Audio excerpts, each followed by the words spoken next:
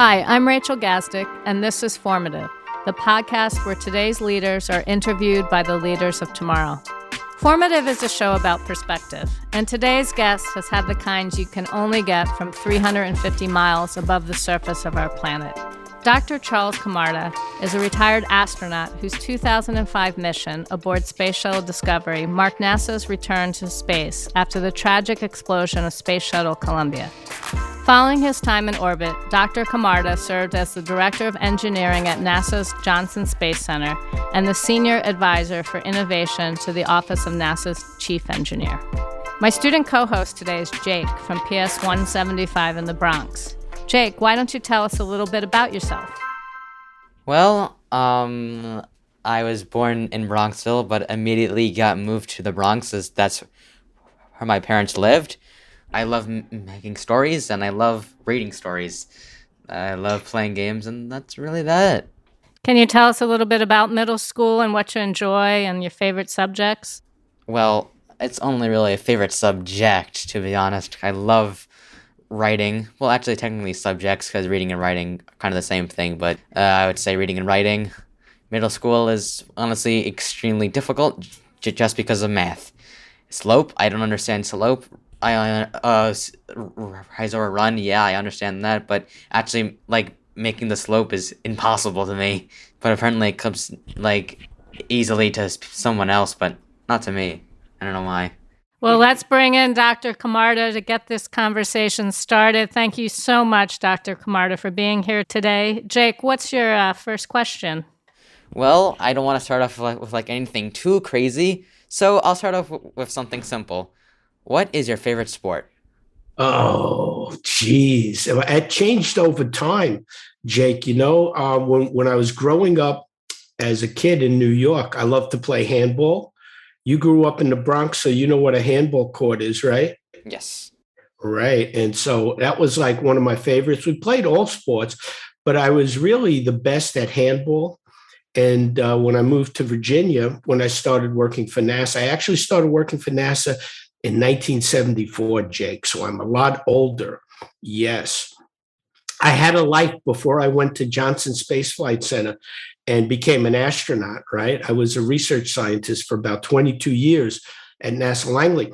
But when I was growing up in the city, it was handball. When I moved to Virginia, it was racquetball. I loved to play racquetball.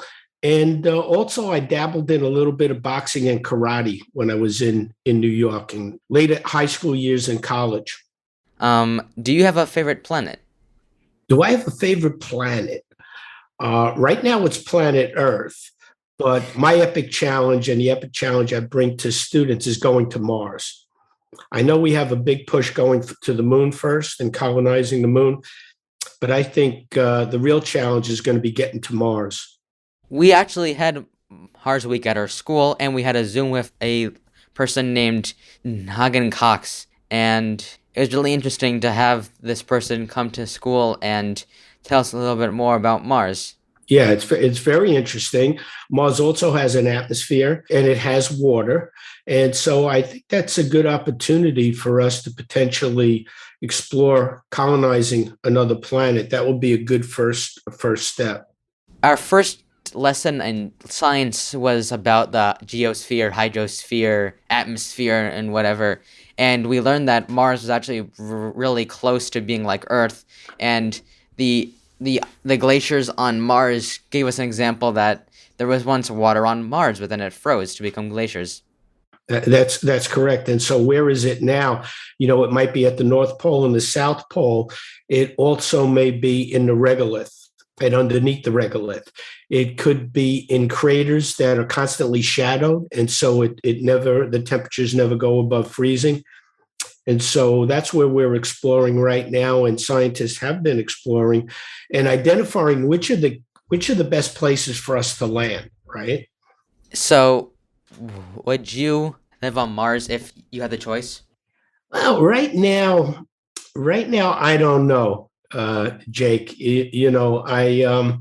I have 4 grandchildren, and I love my grandchildren and my family.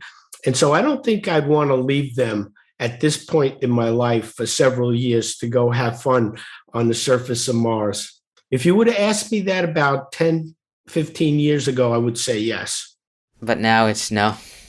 Now it's no, because I'm at a point in my life that I have a few things I want to do other than have fun and fly in space, and I want to get those done.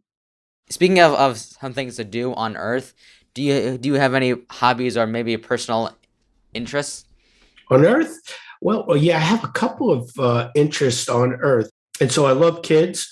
I love teaching kids. And so I have an educational nonprofit. And we run a program called the Epic Challenge Program, where I try to get students of all ages and to try to solve problems that even NASA can't solve. And we teach them how to solve these problems, how to work together in teams to solve these problems.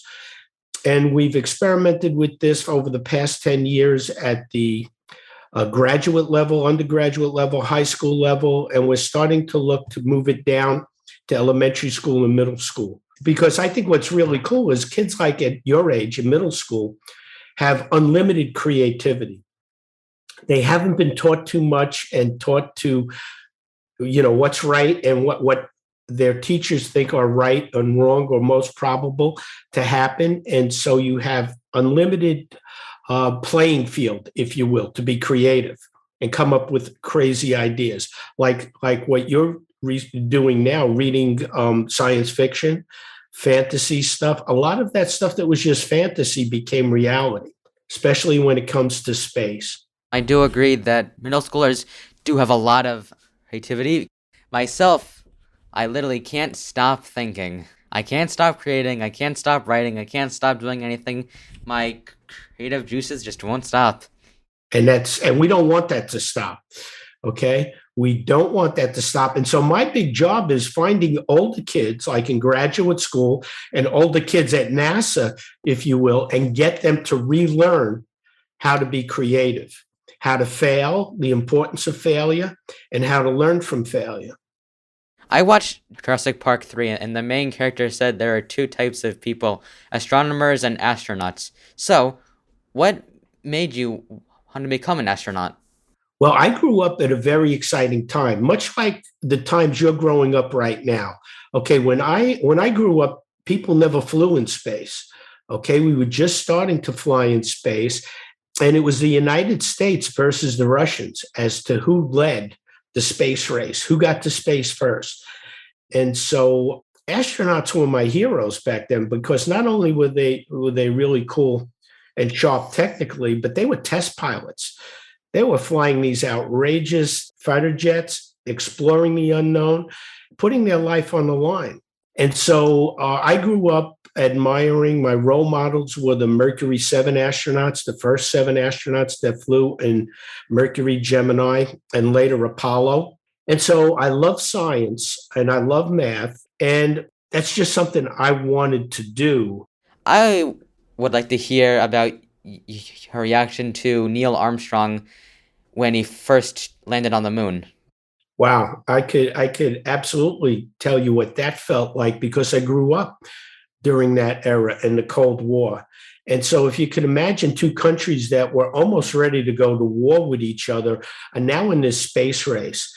And this was really a contest of not only the technical excellence of the countries were at stake and who had better technical folks, understanding of science and engineering, but really a test of ideologies, which was the best ideology, right? And which would produce the best thinkers, the best scientists.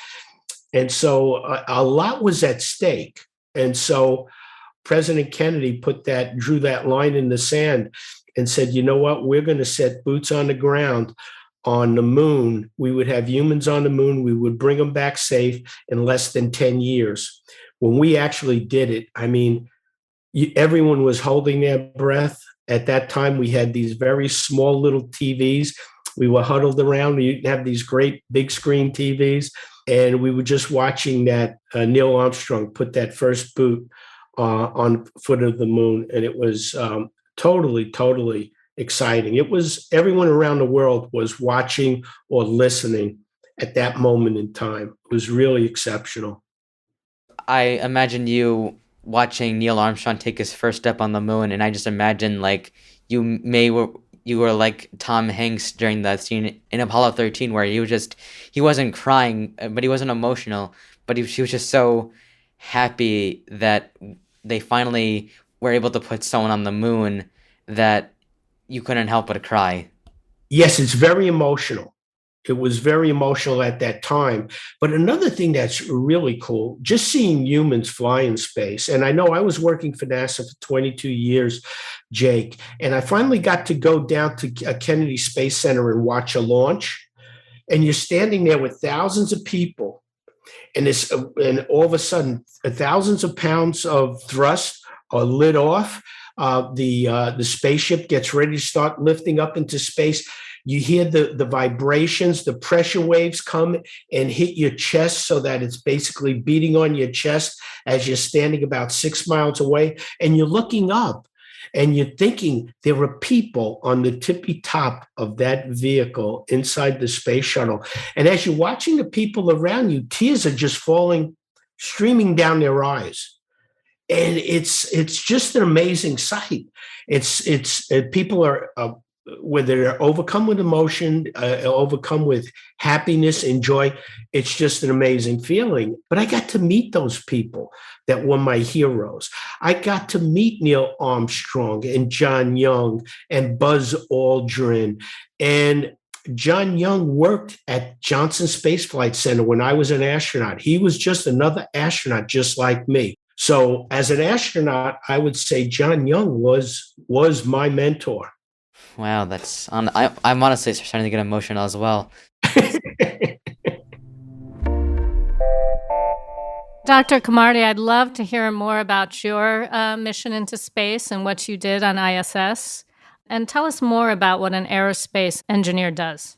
Okay, so, Jake, we have all different people that become astronauts. They're not just engineers and scientists. We have doctors, we have medical doctors, we have veterinarians, we have teachers, we have test pilots, we have navigators, we have Navy SEALs, and we have people that have flown helicopters and all different kinds of jets.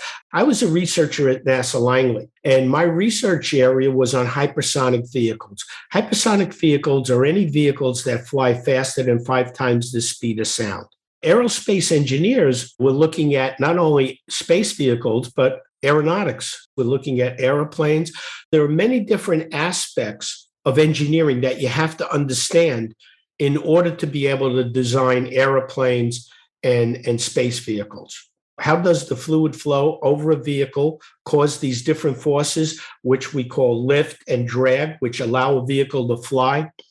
We learn about structures and how do you build these structures out of these different materials so they can withstand the different types of loading conditions. We have flight mechanics. How does the vehicle fly and stay stable? The area of research that I worked on was called thermal structures. We were looking at developing structural systems and subsystems that basically had to survive and be reusable for many missions on a hypersonic vehicle. Pieces of the structure that would go up over 3,000 degrees Fahrenheit down to minus 420 degrees Fahrenheit, like the cryogenic tanks. And what I worked on a lot was the thermal protection system.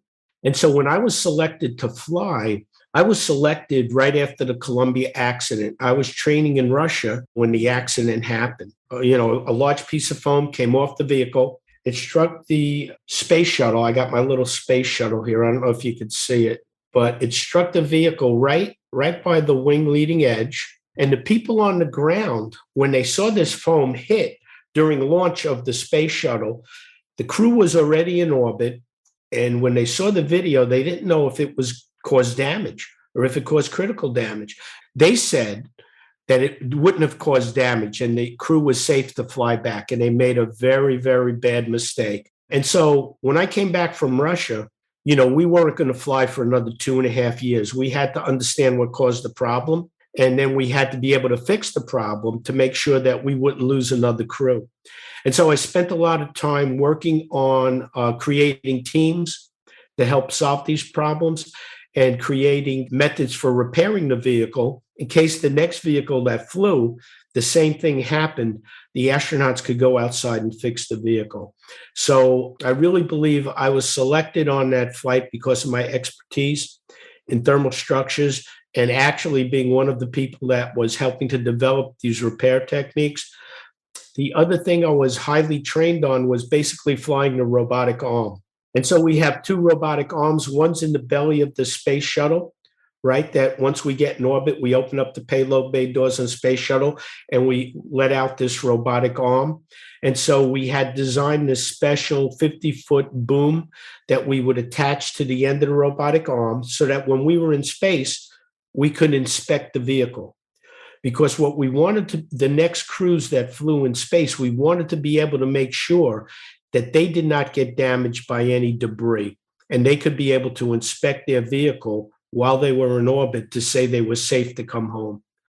The work you have done seems extremely sophisticated. Is there a lot of math involved? Tremendous amount of math, Jake. More math than I ever really needed to use. I basically got an undergraduate degree, a master's degree, a graduate degree, a PhD. And so I had very high levels of math. But it was also important to me because I was going into a specific field that required that. I was going into a research field. And what I would say to you, Jake, is don't give up on math. Slope is not that difficult, and have other people teach you, because the person teaching you a certain concept maybe doesn't connect with you and the way you learn. Go online, go to places like the Khan Academy, CK12, and listen to other people explain these same concepts. And when the right person connects with the way you learn, Jake, it will become very easy. And so that's the trick to math and not giving up. You might not get to use it, but it allows you to understand why math is important. We use math in everything we do. If you weren't engineering for NASA, what else would you like to create? Well, if I wasn't engineering at NASA, and these are different times now, right? Like if I was a student right now, I don't think I'd want to work for NASA. I think I'd want to work for SpaceX. I'd want to work for one of these other companies that's actually doing things that are further out. NASA has changed. We need to get back to doing real research, applied research. We need to have that vision. We stopped looking further and further out to have the next generation rocket engine or ion thruster, if you will. And so I want to work for people that have a vision, looking to do things that are impossible to do, very hard to do. Dr. Camarda, you've talked about learning from failure. I'm wondering if you could share with Jake what you've learned over the years. Yeah, and Jake, these are very important lessons because failure, we have to fail. It's not only that, you've heard, Apollo 13, failure is not an option. You mentioned Apollo 13. I know Gene Kranz. He never said those words. And so when I teach my students, I say, failure is not an option. It's a requirement. We have to fail.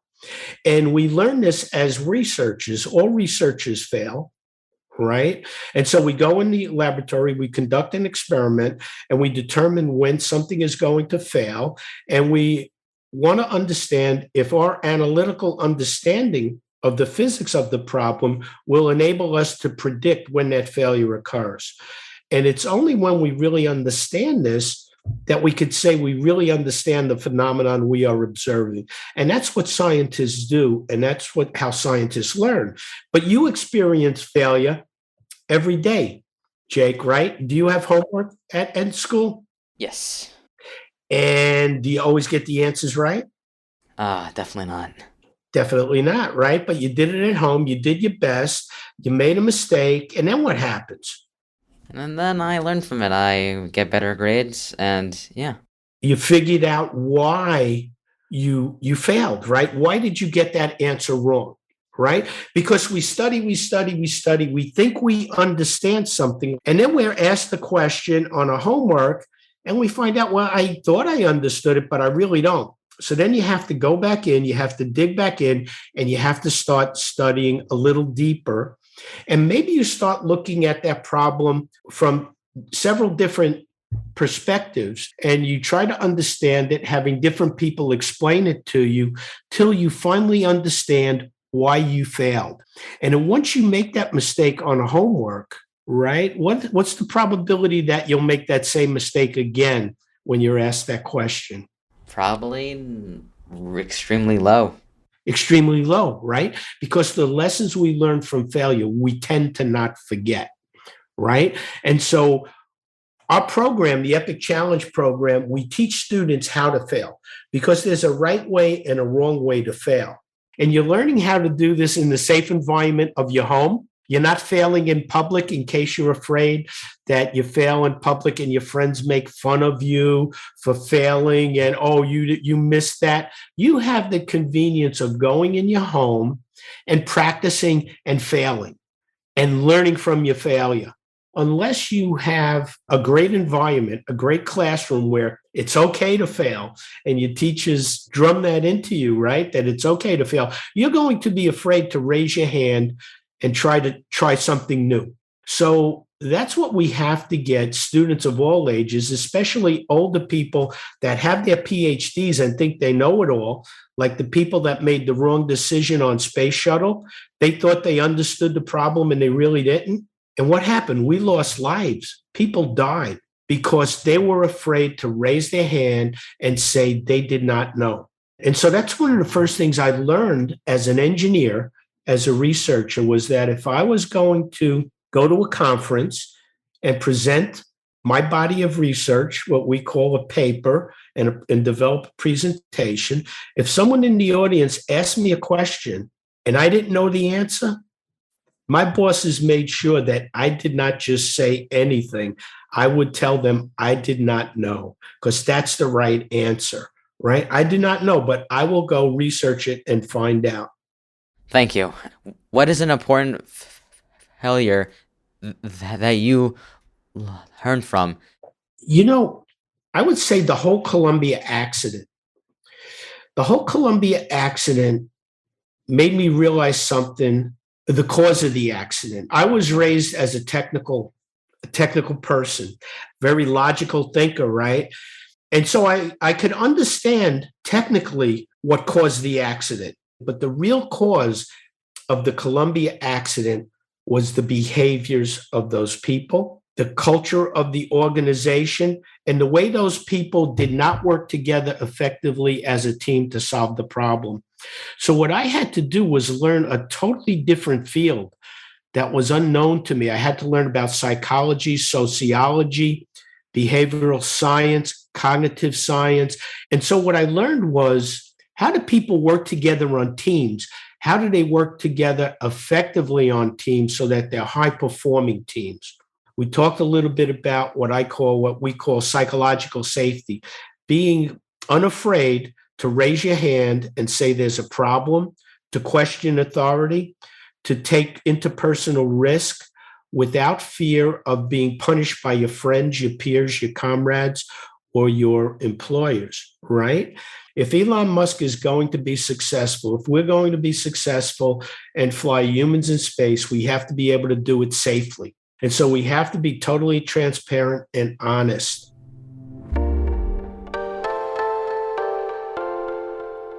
So, Dr. Camarda, I want to thank you for being on today's show with myself and Jake. We ask all our guests when we close out the show the same question. If you could go back in time and speak to yourself when you were 13, what's one piece of advice you would give yourself? Oh, wow. That is a really good question. You know, Rachel, because I've made a lot of mistakes along the way. I think I had to make those mistakes. I think I would be a much better learner. I learned from a very early age to think critically from my mom. She taught me how to learn, how to do research, how to go into the library and understand. I think I would try to be a little bit more diplomatic, Rachel, because when I saw things that were wrong, I wasn't so diplomatic. I would definitely never give up and always fight the people that were doing something that I saw wrong. I would try to be diplomatic, but sometimes Sometimes you can't be diplomatic, but I would try maybe a little harder. Well, thank you. We are so grateful to you for spending your afternoon with us. I know Jake, do you have anything you want to say in closing? I guess to answer the question about if I could say anything to my younger self if I was 18 and I was talking to my 13-year-old self, I would say that just continue what you enjoy and stop analyzing and over analyzing things because sometimes it's annoying. Hey, can I say something? Can I say something to the 13-year-old Jake? Yeah. Don't give up on math, Jake. And don't let people think that, oh, just because you didn't get it, you're not good in math. All right. That's not true. Everyone's not good in math. You have to learn how to do it, and you could teach yourself. I was not great in math. A lot of astronauts were not great in math. And it's difficult. If you don't have the right teacher at a certain level in math, you may feel like it's not for you. But don't put that all on yourself. Look for other teachers, look for other mentors, but don't put that bit in your mind, I'm not good at something, okay? And game development, you are going to have to know math. I know, it was scary. No, it's not scary. You just have to put the time in. I mean, it takes hard work, right? But you could do it, and you find the right mentors to help you. Of course, thank you. Thank you so much. Oh, this was fun. It's fun meeting you, Jake. It was fun meeting you too. Thank you. I miss the Bronx. I miss New York. Hope to be there soon. Thanks for listening to Formative. I'm your host, Rachel Gazdick, CEO of New York Edge. My co-host today was Jake from PS 175 in the Bronx. He was assisted by Jesse Cowan. Our guest today was former astronaut Dr. Charles Camarda. Our production partner for this series is Citizen Racecar. The show is produced and story edited by Charlotte Moore Lambert, post-production and original music by Garrett Tiedemann, production manager Gabriella Montequin, executive producer David Hoffman.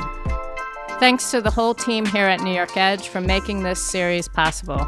Never miss an episode of Formative by subscribing to the series at newyorkedge.org/formative or wherever you get your podcasts.